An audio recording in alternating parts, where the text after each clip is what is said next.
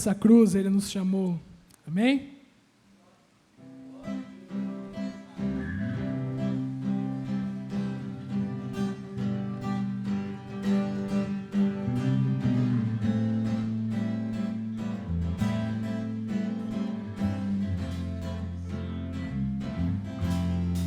Eu olho para a cruz e para a cruz eu vou, do seu sofrer participar, da sua obra vou cantar. Meu Salvador na cruz mostrou o amor do Pai, o justo Deus.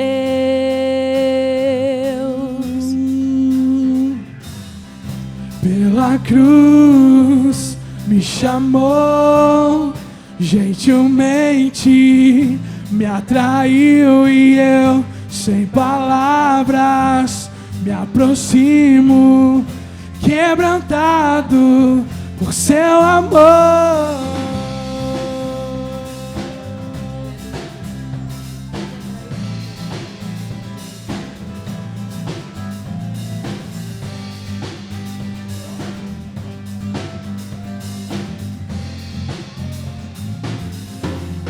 Imerecida a vida, de graça eu recebi, por sua cruz, da morte me livrou, trouxe minha vida. Eu estava condenado, mas agora pela cruz eu fui reconciliado. Pela cruz me chamou, gentilmente me atraiu e eu, sem palavras, me aproximo, quebrantado por seu amor. Pela cruz me chamou, gentilmente me atraiu e eu, sem palavras, me aproximo, quebrantado pelo seu amor. Impressionante é o seu amor. Me redimiu e me mostrou o quanto é fiel. Impressionante é o seu amor. Me redimiu e me mostrou o quanto é fiel.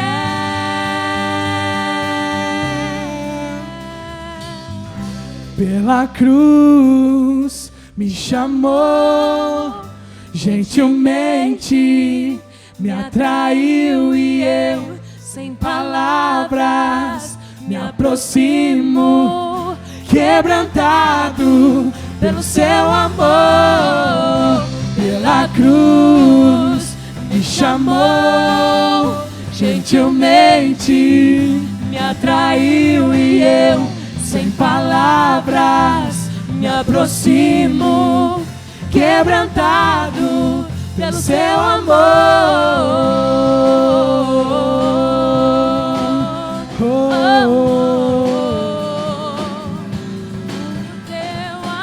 Obrigado, Jesus, por esse sacrifício. Obrigado, Senhor. Quebrantado pelo seu amor.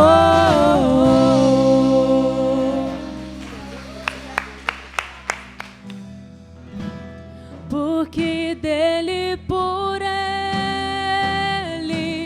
para ele são todas as coisas. Porque dele, por ele, para ele são todas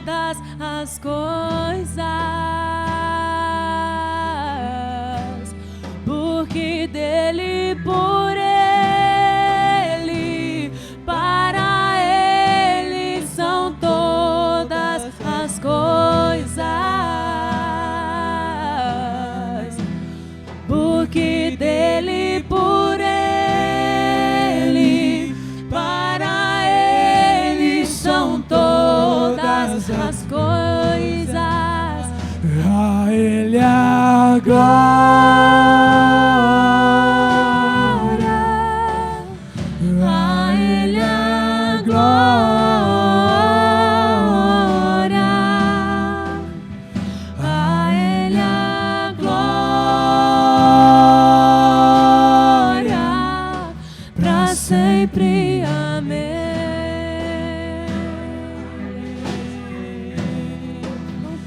A Ele a glória,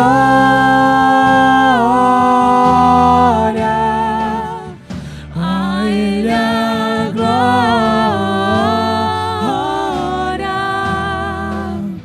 A Ele a glória, para sempre. Amém. Quão profundas riquezas, o saber e o conhecer de Deus.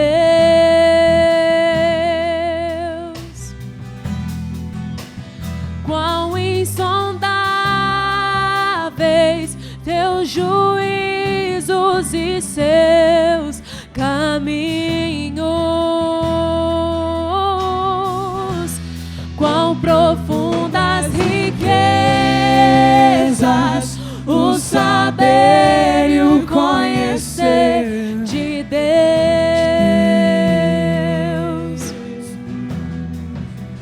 Quão insondáveis seus juízos e seus caminhos. A Ele a glória,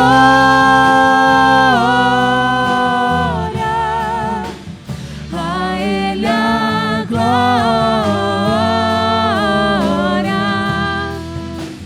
a Ele a glória,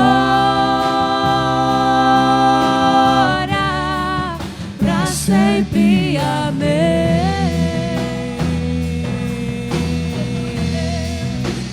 A Ele a glória,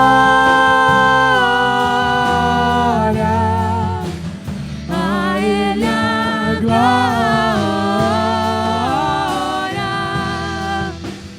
a Ele a glória.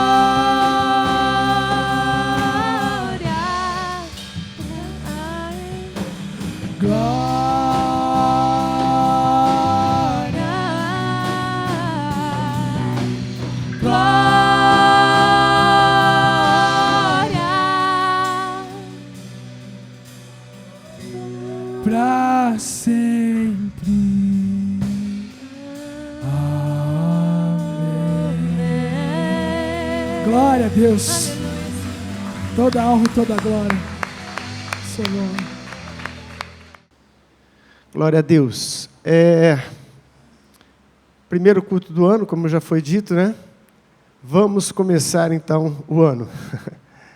Que bênção poder contar com muitos irmãos aqui hoje. Eu sei que muitos estão ainda de férias, alguns viajando, mas quão importante é estarmos na presença de Deus, principalmente no primeiro culto do ano, não é?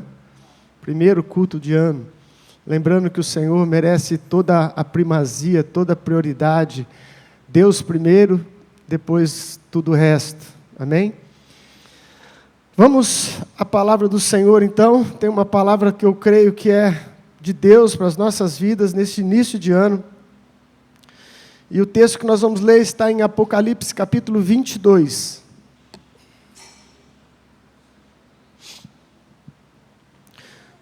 Começar o ano lendo o texto de Apocalipse.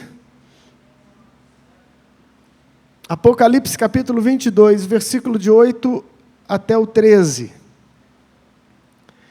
Diz assim a palavra do Senhor: Eu, João, sou aquele que ouviu e viu estas coisas.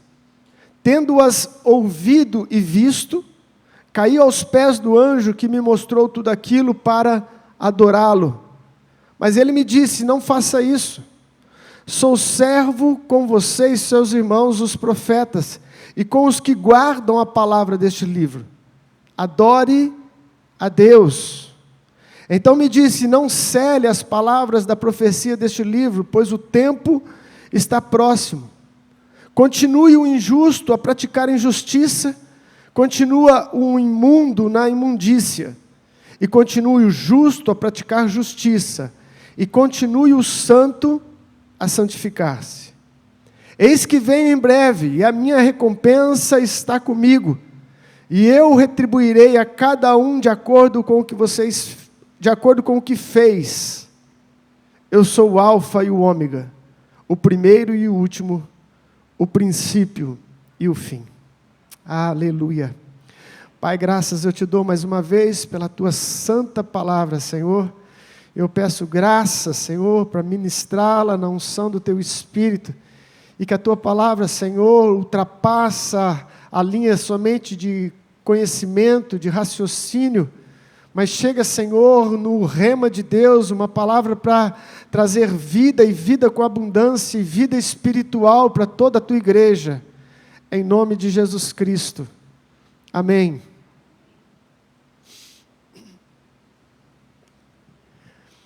2020, né?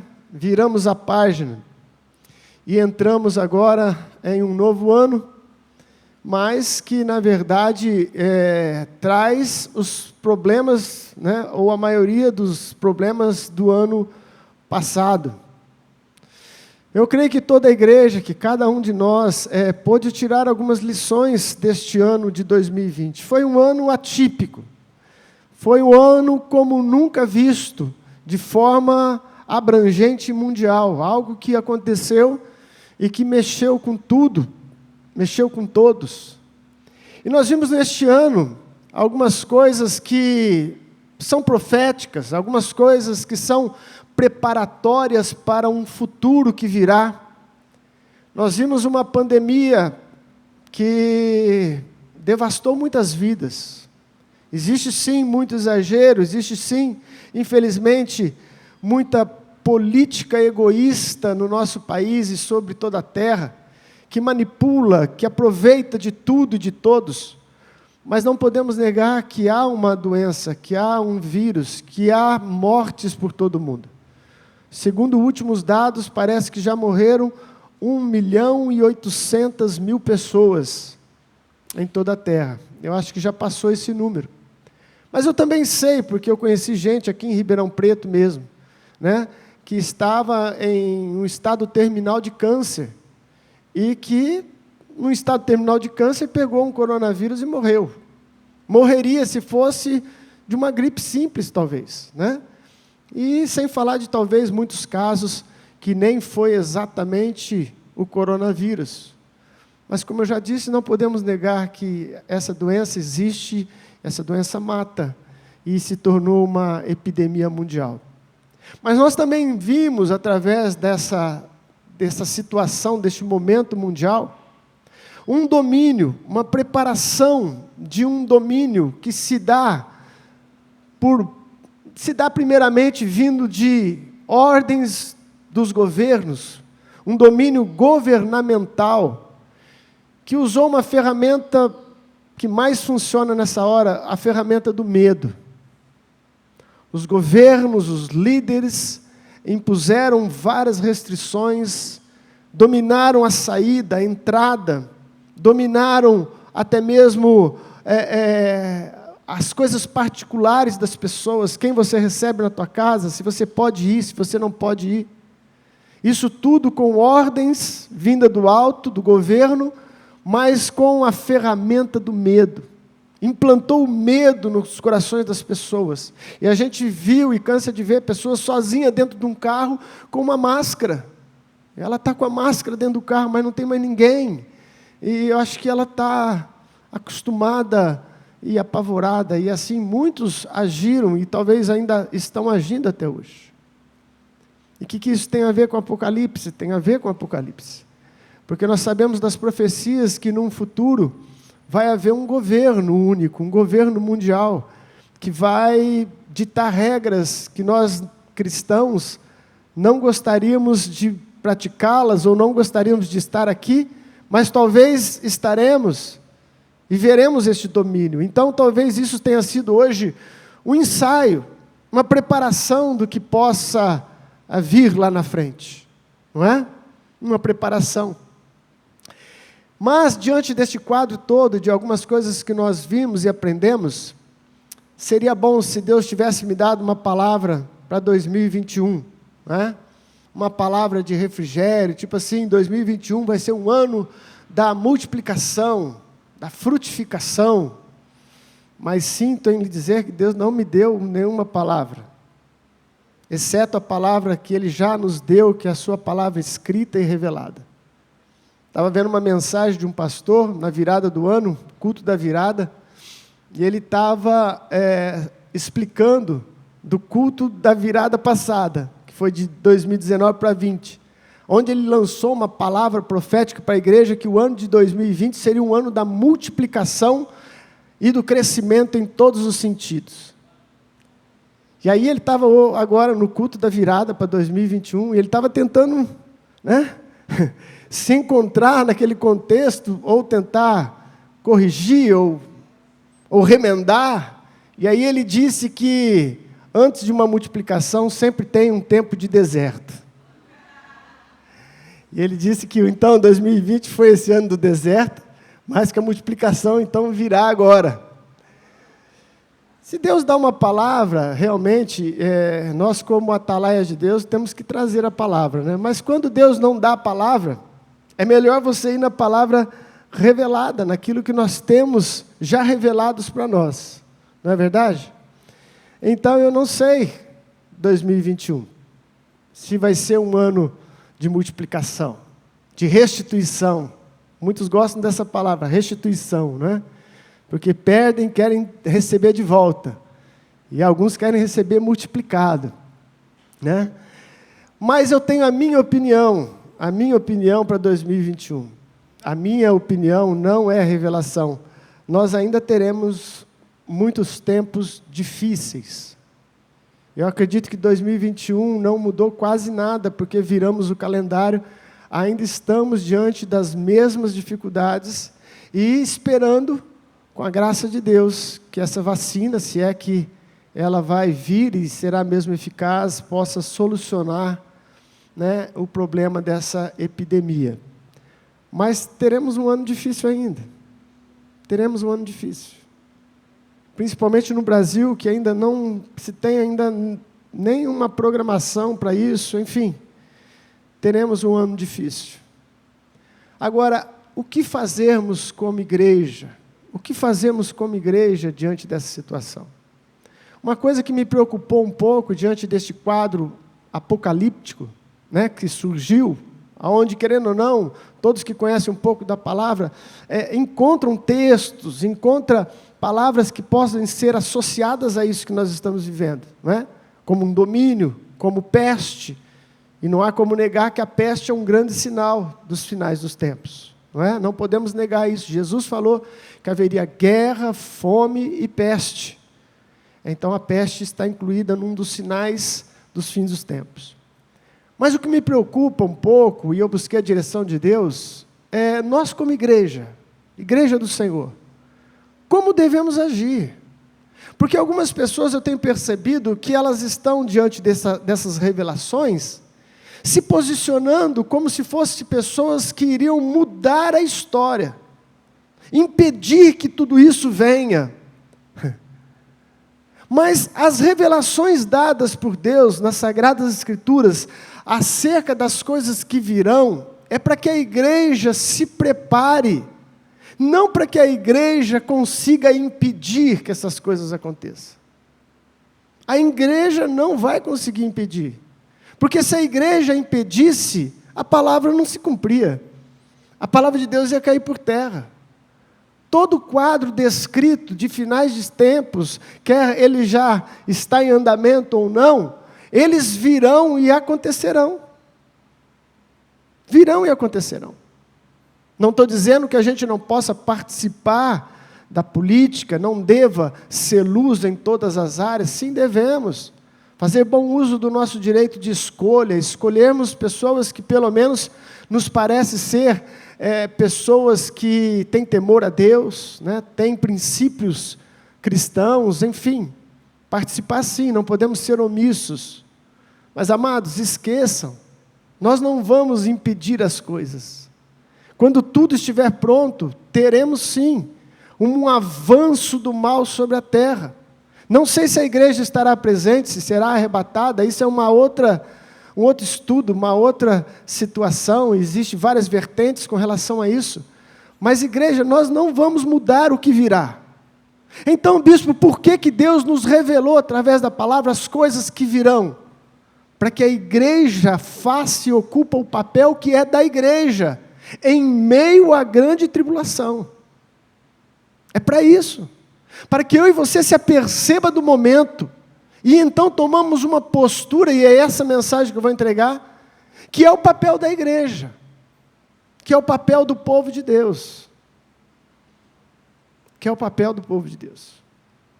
Não adianta nós resistirmos, sairmos para a rua, ou fazermos coisas absurdas para impedir que o Apocalipse venha. Ele virá. Ele virá. Esse texto que nós lemos é o final, é lógico,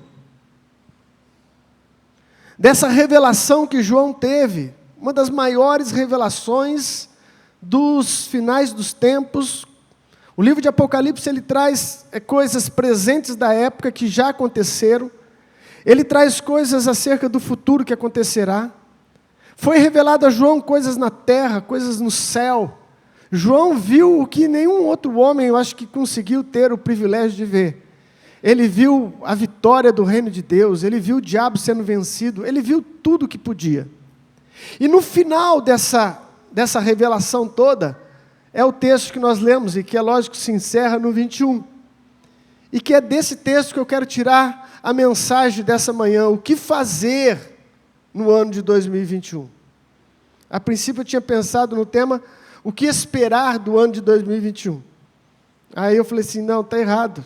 Se a gente ficar esperando, não vai acontecer nada. É o que temos que fazer no ano de 2021. Eu quero tirar 4 lições aqui que eu aprendo com João, que está exatamente dentro de um contexto nosso. Ele acaba de ter uma revelação de tudo que aconteceria, de peste, de morte e de tudo que viria. E então há uma reflexão aqui, e eu quero compartilhar com vocês. O que fazer no ano de 2021? Versículo 8, primeira coisa, João ali, ele ficou perdido em meio a tantas revelações. Havia um anjo que mostrava para ele, um anjo que conduzia ele para ver todas essas coisas, e no meio de tanta revelação, não estou jogando pedra em João, pelo contrário, ele se confunde, então ele se prostra ao chão para adorar aquele anjo. E diz o texto que imediatamente o anjo disse, não faça isso, eu sou servo como você e seus irmãos os profetas, e como os que guardam as palavras deste livro. E então ele dá uma ordem para ele, adore a Deus. Adore a Deus. E essa é a primeira coisa, amados, que nós temos que fazer. No ano de 2021, voltarmos a adorar a Deus. Como assim, bispo? Voltarmos a adorar a Deus? Acabamos de adorar a Deus. Cantamos louvores maravilhosos, sim. Isso também é adorar a Deus. E se nós pensarmos nesse quadro dele se prostrar diante de um anjo para adorar um anjo, qualquer um aqui pensaria de forma imediata, isso eu nunca faria, isso eu nunca fiz, eu nunca me prostraria novamente diante de uma imagem de escultura e adoraria um Deus que não é Deus. Mas eu aprendi que tudo aquilo que exige a nossa devoção pode se tornar um ídolo em nossas vidas. Tudo aquilo que exige devoção minha e sua, pode se tornar um ídolo. E nós, sem querer e sem perceber, podemos estar dando adoração a outras coisas, ao invés de dar adoração àquele que é o único digno de toda adoração, que é Deus, soberano sobre tudo e sobre todos. A igreja está se perdendo um pouco em um mundo tecnológico, de facilidades e de diversões a todo momento, a todo tempo. E sem perceber, o tempo todo é um tempo destinado a outras coisas. O tempo devido a Deus nunca é encontrado. Nunca é encontrado. Lancei um propósito, joguei nos grupos que a gente tem estudo, de novamente lermos a Bíblia este ano. E é a coisa mais simples ler a Bíblia durante um ano todo, não é? Se você lê 3 capítulos por dia, e aos domingos você lê 5, você lê a Bíblia toda durante um ano. Mas quantas vezes nós já fizemos esses propósitos e no decorrer do ano a gente se perde? E sabe por que se perde? Porque nós estamos devotando o nosso tempo a tantas coisas. E Deus vai ficando como segundo plano. E aí então, se você não leu 3 capítulos naquele dia, no outro teria que ser 6. No outro teria que ser 9. No outro teria que ser 12. A hora que você vê, você passou uma semana, passou um mês, e fala, ixi, não dá mais. Não dá mais. Não dá mesmo. A proposta é diária. É separar um tempo para Deus, não leva 15 minutos para você ler 3 capítulos. E você se alimenta da palavra, recebe direção de Deus. O que tem exigido de nós devoção? Tem gente que tem animais em casa e os animais se tornam quase um Deus. O tempo do passeio do cachorro não pode faltar de jeito nenhum, mas o tempo da oração falta. Tem gente que tem um time de futebol, ele fala, não, mas é só um time de futebol. Mas ele não se desapega desse time de futebol e não troca o futebol por uma adoração de hipótese alguma.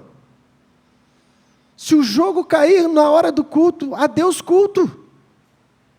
E aí falamos dos católicos, às vezes falamos de outras pessoas que ainda não entenderam a questão da idolatria. Mas nós estamos ligados a outros tipos de idolatria. Às vezes são os nossos próprios filhos, nós idolatramos eles. Portanto, meu querido, nós precisamos voltar a adorar a Deus.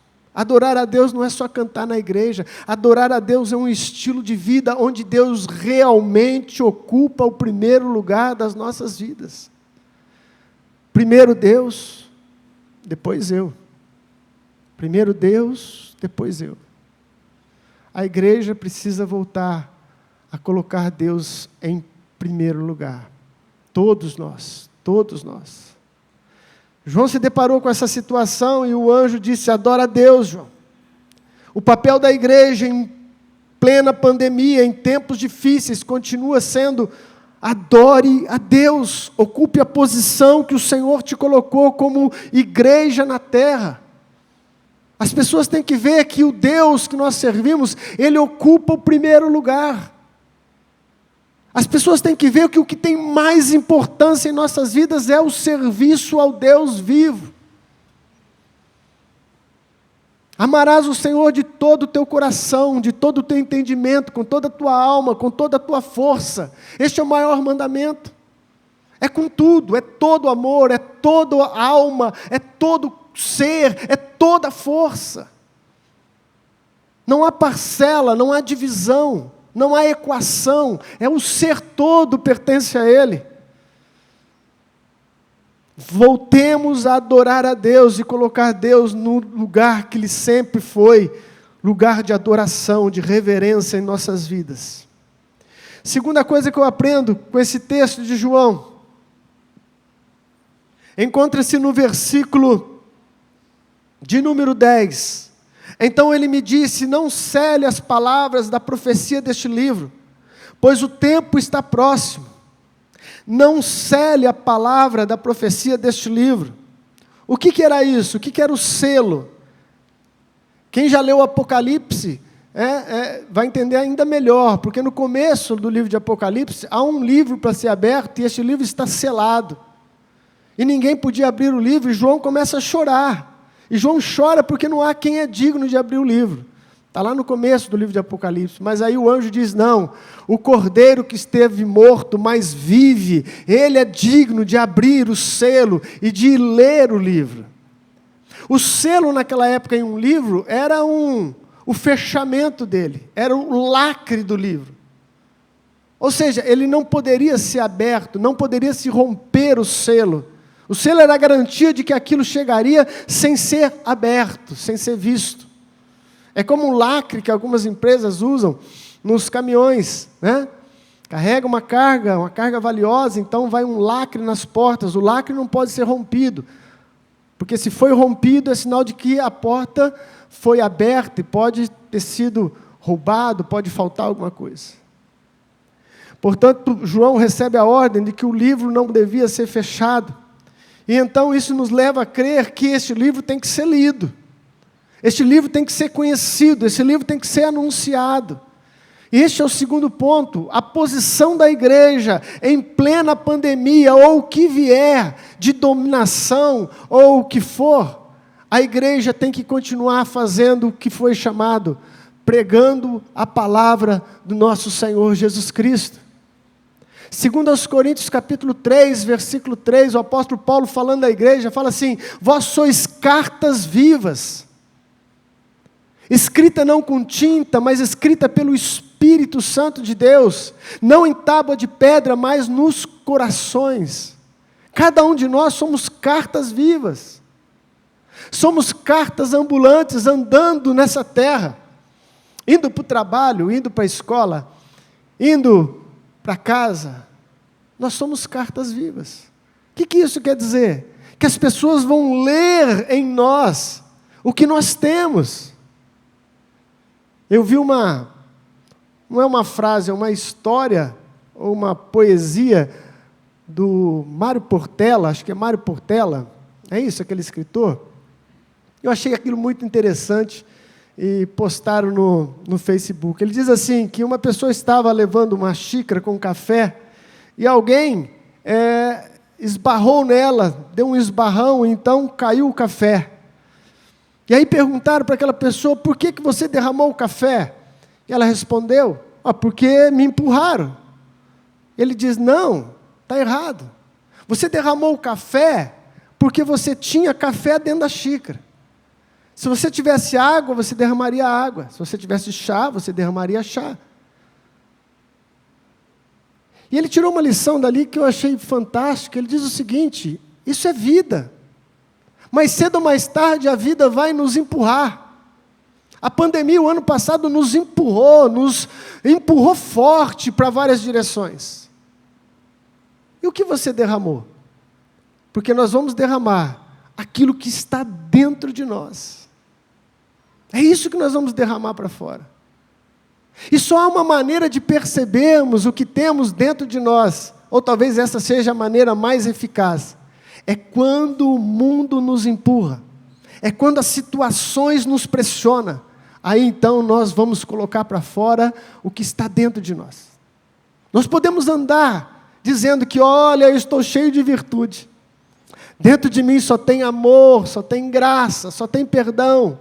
Você pode andar dizendo isso, mas quando o mundo te empurrar, você vai derramar o que verdadeiramente você tem dentro de si.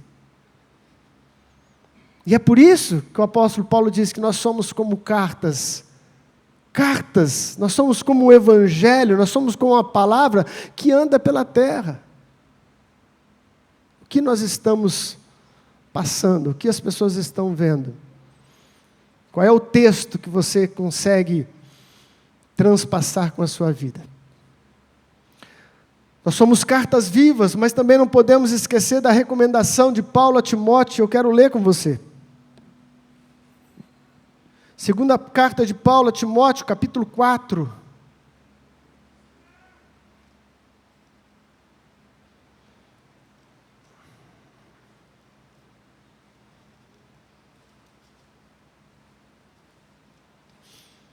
Versículo 2. Timóteo é filho na fé de Paulo. Ele foi discipulado por Paulo, preparado por Paulo. Então Paulo envia uma carta para ele, porque agora ele já está exercendo o ministério. Ele diz: pregue a palavra.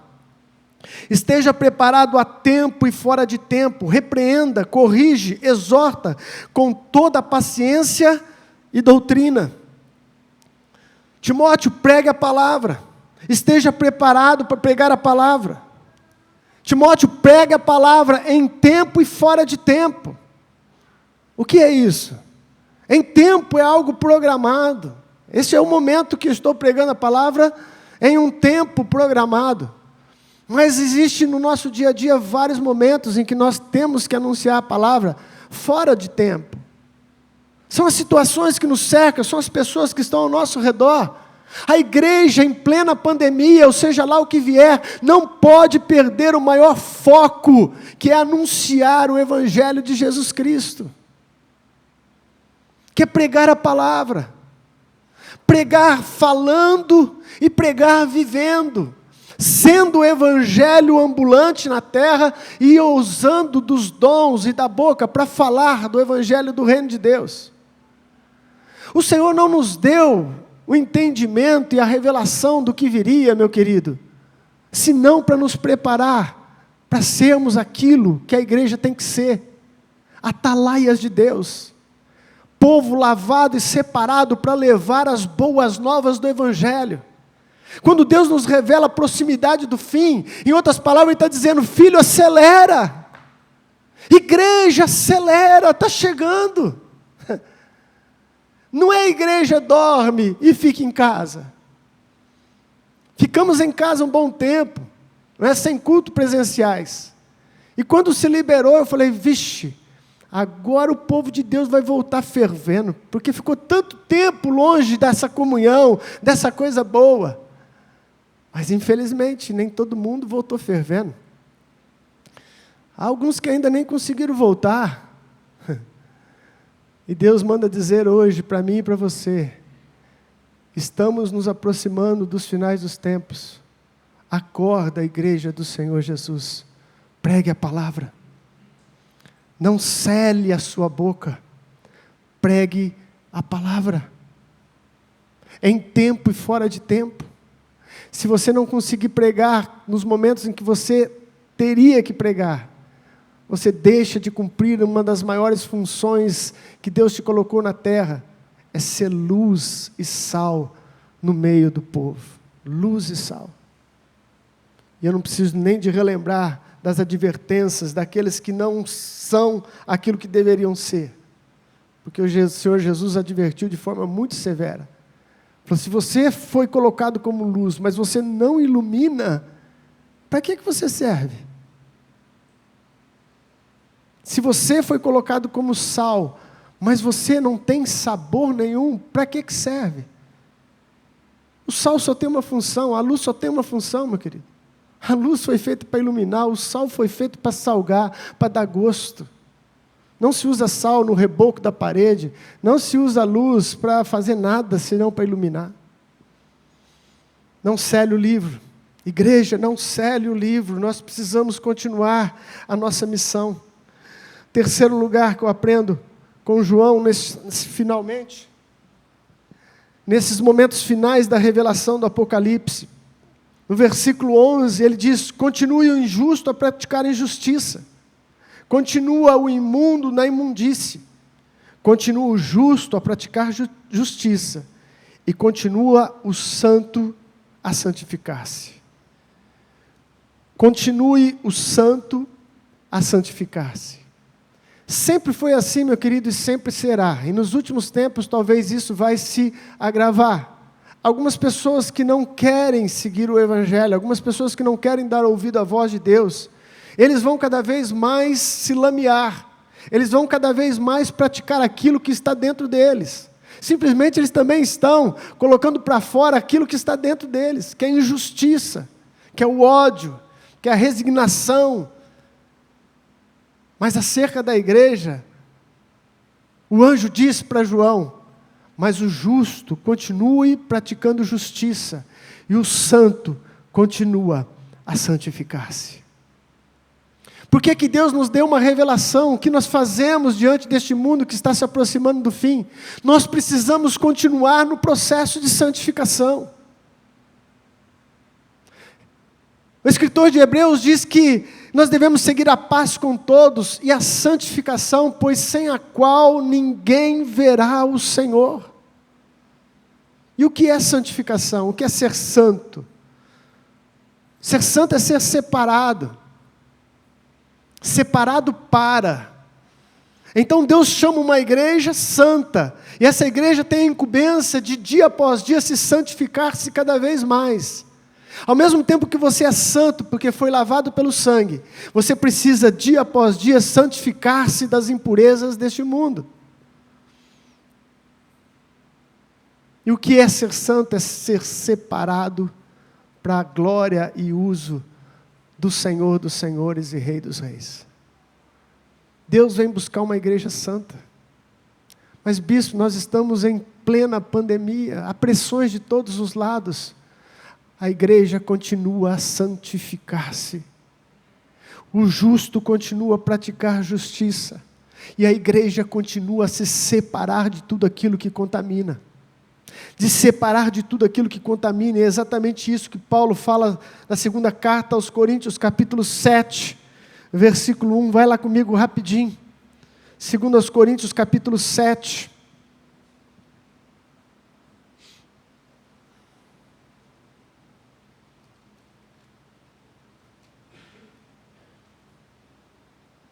Versículo 1. Amados, visto que temos essas promessas, purifiquemo-nos de tudo o que contamina o corpo e o espírito, aperfeiçoando a santidade no temor de Deus. Aperfeiçoando a santidade no temor de Deus, ou seja, continua a santificar-se, continua a santificar-se. Como que eu me santifico? Me purificando de tudo aquilo que possa contaminar o corpo ou o espírito. Me purificando. Gente, se santificar não quer dizer somente abandonar pecado. Às vezes nós abandonamos até direitos, abandonamos coisas que não são ilícitas, mas tudo para viver numa vida santa, tudo para viver uma vida separada. Quem está me entendendo? Posso ouvir um amém? Santidade ao Senhor. Era isso que os sacerdotes tinham que usar na época que foi instituído as leis cerimoniais do tabernáculo e do templo. Eles traziam na sua testa uma faixa escrito com letras de ouro: santidade ao Senhor. Santidade ao Senhor. A igreja do Senhor Jesus não pode se esquecer que em tempos difíceis nós temos que continuar nos consagrando e santificando todo o nosso viver. Todo o nosso viver. Bispo, como é que a gente continua adorando? Como é que a gente continua pregando? Como é que a gente continua se santificando em meio a tantas turbulências? Este é o quarto ponto. Descansando nas promessas de Jesus. Lá no livro que nós estamos estudando, no versículo 12, 13, diz assim: eis que venho em breve, e a minha recompensa está comigo. Eu retribuirei a cada um de acordo com o que fez. Eu sou o Alfa e o Ômega, o primeiro e o último, o princípio e o fim.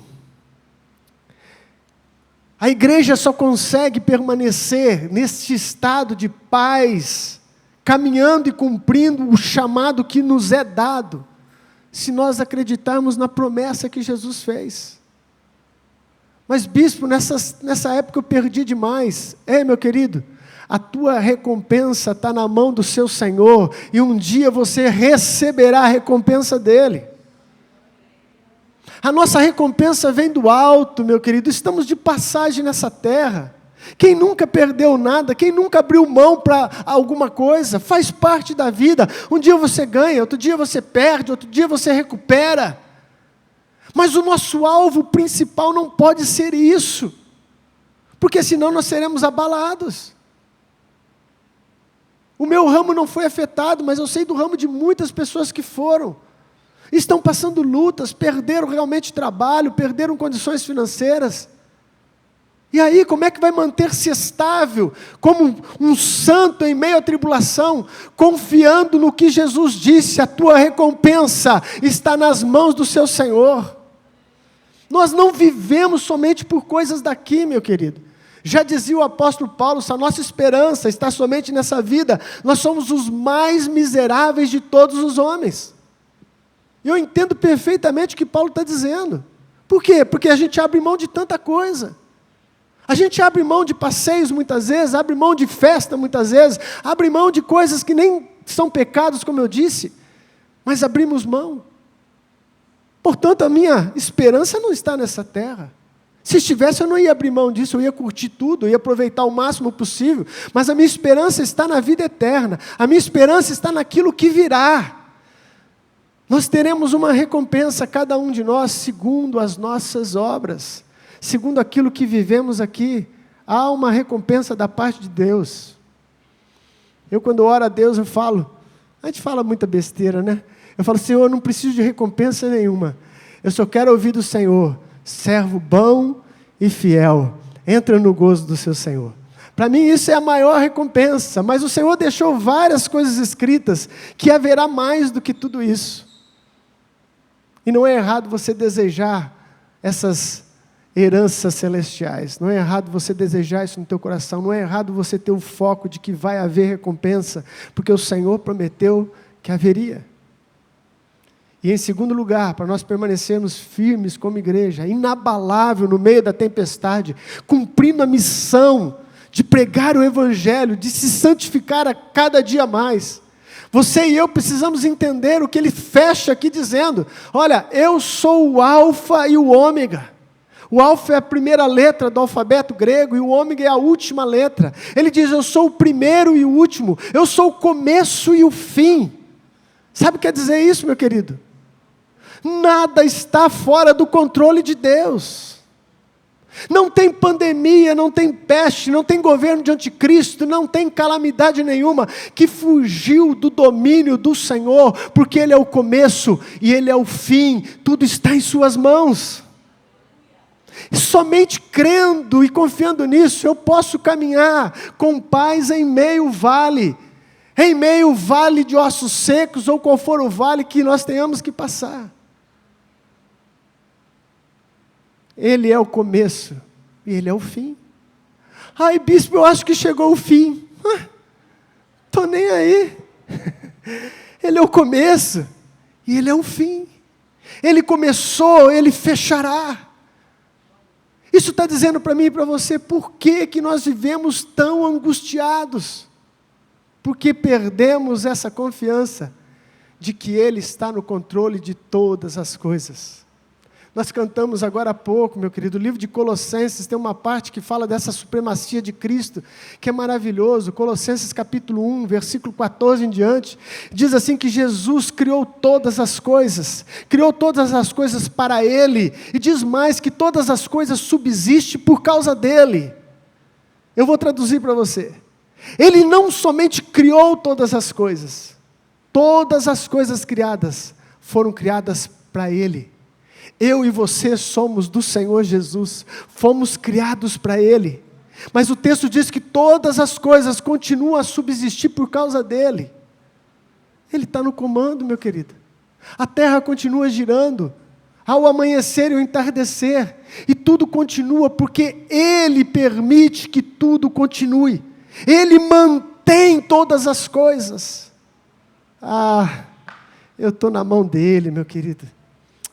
Que venha o que vier, nós não podemos perder o foco da igreja, nós não podemos ser levados como pessoas que não creem, abalados pelos ventos, chacoalhados pela vida e derramar coisa ruim. Nós temos que estar cheio da graça, cheio da confiança, cumprindo a nossa missão e acelerando a nossa comissão.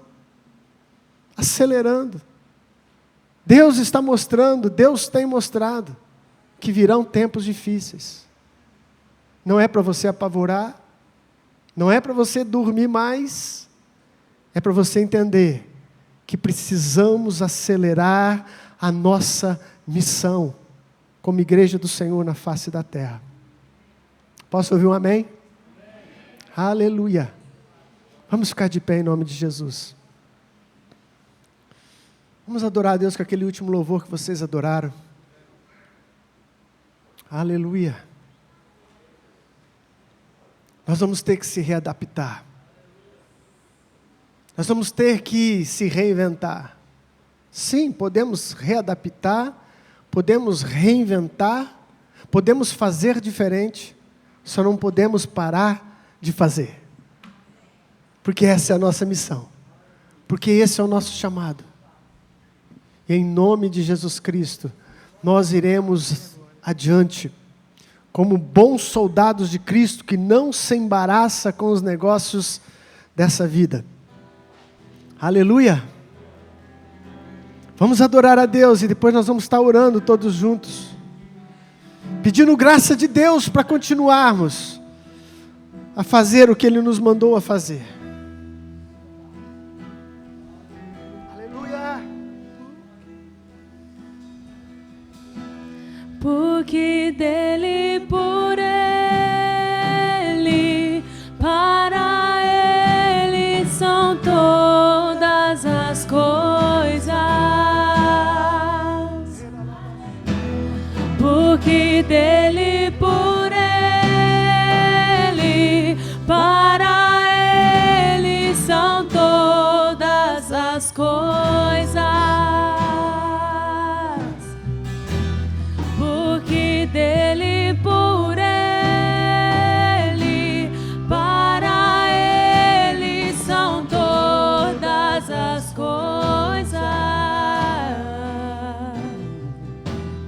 Porque dele, por ele, para ele são todas as coisas. A ele a glória,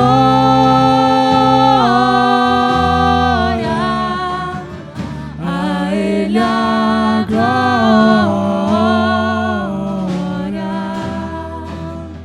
a ele a glória, pra sempre. Amém. Quão profundas riquezas o saber e o conhecer de Deus.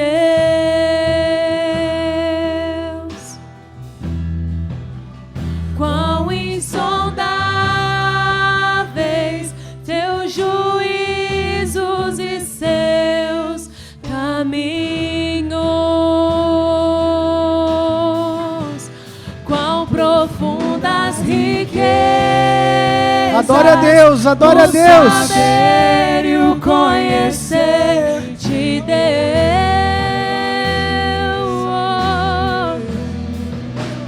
Quão insondáveis seus juízos e seus caminhos. A ele a glória,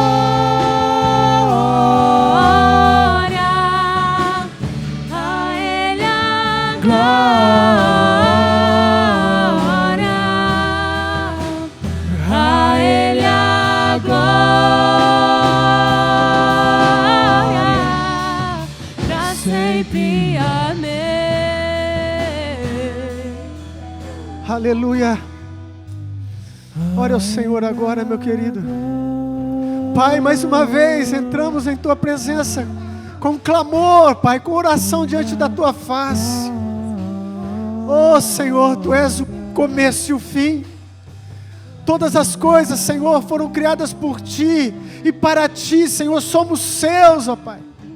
Eu peço, Senhor, que o Senhor desperte em nós, a Tua igreja, o grande chamado, a grande comissão, Senhor, de continuarmos, Senhor, em meio a turbulências, em meio aos desafios deste ano que se inicia, de 2021, que a igreja não se cale, Senhor, mas que a igreja entenda que a nossa função não é política, a nossa função é espiritual.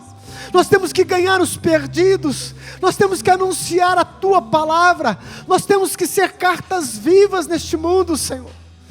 Oh Senhor, leva o Teu povo a cada dia, Senhor, a continuar o processo de santidade e de santificação, abandonando e fugindo de toda a contaminação, de tudo aquilo, Senhor, que não convém para o Teu corpo, para a Tua igreja.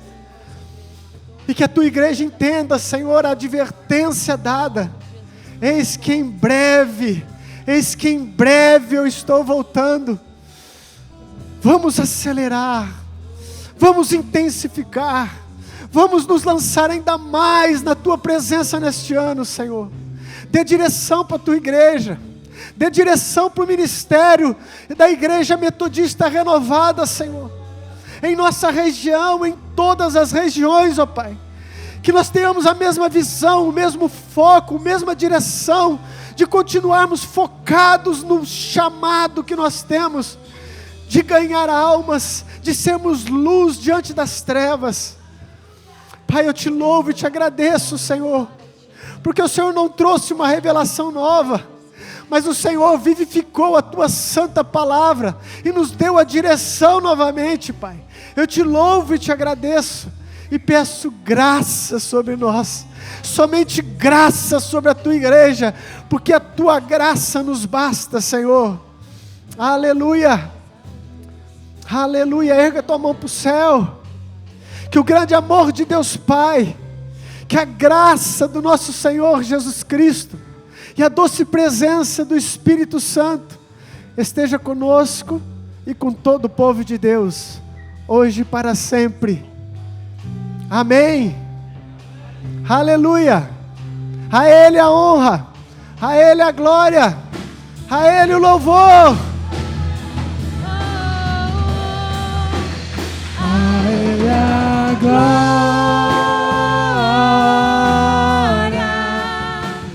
a Ele a glória,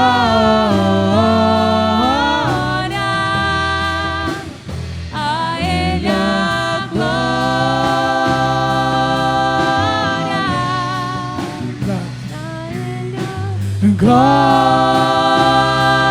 a Ele a glória, para sempre. Amém.